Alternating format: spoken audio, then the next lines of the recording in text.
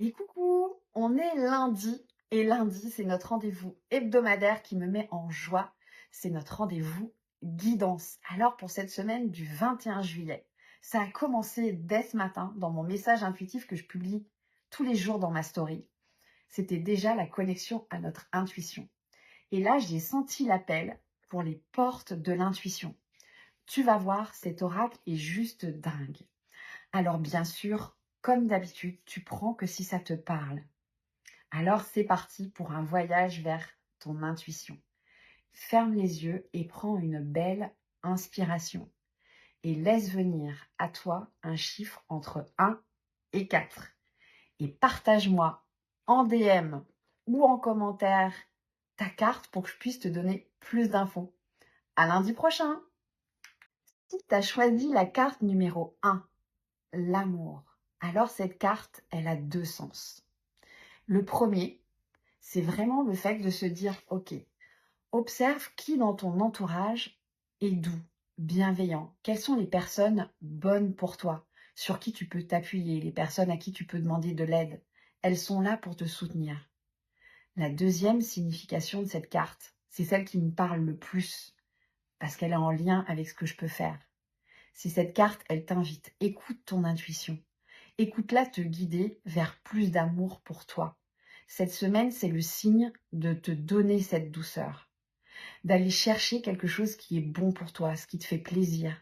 Prends un temps.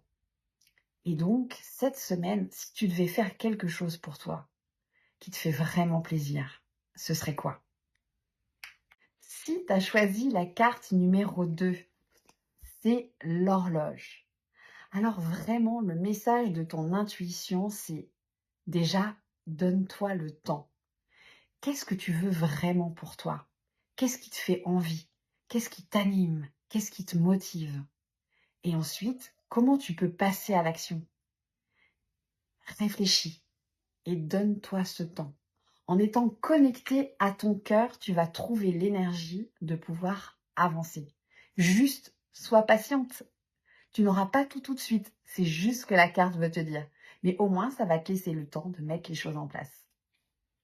Tu as choisi la carte numéro 3. C'est la logique. Alors, ok, dans un premier temps, mettre de la logique avec l'intuition, c'est justement pas hyper intuitif. Là, en fait, la carte, qu'est-ce qu'elle t'invite à faire? Elle t'invite à observer sous un angle différent une situation ou une épreuve que tu es en train de vivre. Juste de l'observer de manière différente. Si justement, tu essayais de devenir l'observateur de ce que tu es en train de vivre, est-ce que tu penserais de manière différente? Est-ce que les émotions que tu vivrais seraient différentes? Vraiment, elle t'invite à switcher. Moi, ce que j'aime bien faire dans mes séances d'hypnose ou dans mes séances de coaching, c'est jouer le rôle de quelqu'un d'autre. Voilà, si tu changes de rôle, si tu n'es plus toi, mais que tu es quelqu'un d'autre, comment tu verrais les choses? C'est tout ce qu'elle te demande de faire. Si tu as choisi la carte numéro 4, c'est la fin du passé. Alors vraiment pour moi, cette semaine, si tu as choisi cette carte, elle a deux significations et tu prends celle qui te parle le plus.